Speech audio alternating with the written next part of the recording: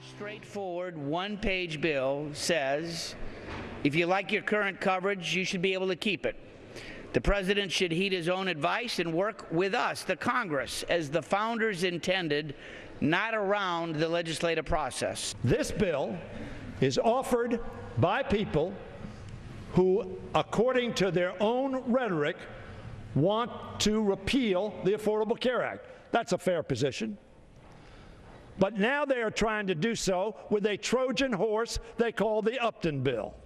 It was the vote in the House today to pass Fred Upton's, and let me get the name right, Keep Your Health Plan Act, which would allow insurance companies to sell these now canceled policies which don't meet the standards of Obamacare, but to sell them not only to old customers, the ones who already had them and had the policies canceled, but also to new customers. Charles, is this another attempt, the Upton bill, another attempt by Republicans to gut Obamacare? And what about the 39 House Democrats who went along with it? And I've been wrestling with this myself. Is the news how many that was or how few?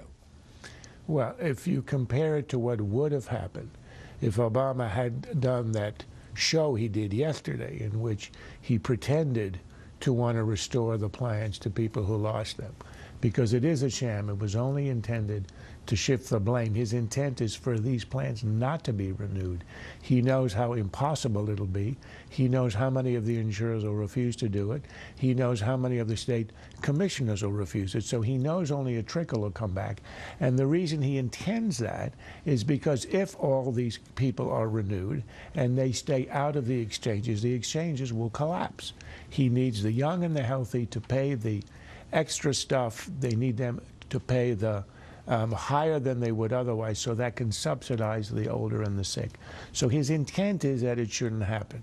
If he hadn't done that, shift the blame without really changing what happens on the ground, who gets his policy and not, there would have been 100 Democrats or 120.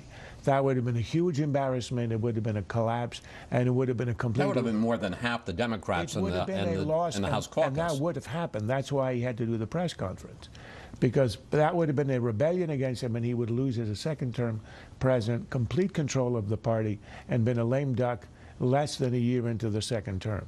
So I would say the 40 is a substantial number, but the problem is the Democrats in the Senate, the ones who are really in trouble and who need a bill so they can have a vote on the record that says, I voted to maintain the plans.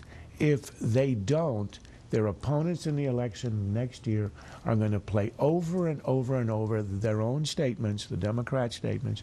If you like your plan, you can keep it, and they will all lose. So Harry Reid has been holding out.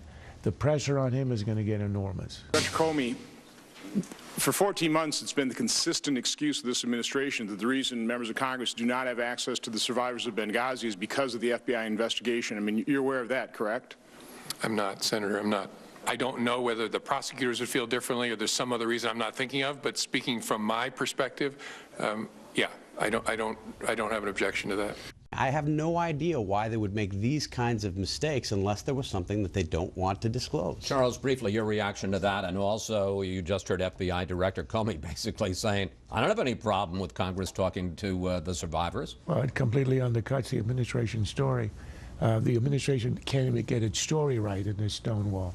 And if you don't, that doesn't help you a lot. I'm not particularly impressed by the bounty, the $10 million that was offered. We had CNN and we had the New York Times speaking with one of the people involved in a coffee shop in Benghazi just a few months ago. So instead of a bounty in the millions, how about an expense account? Send a journalist and we'll find those guys.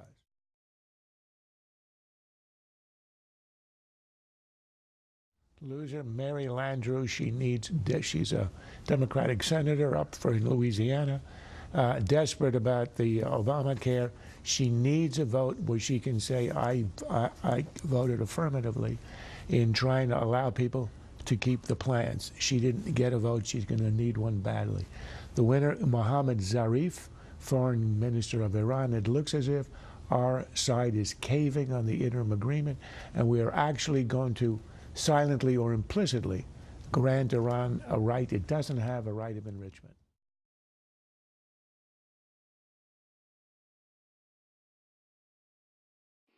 has been a Sunfish production.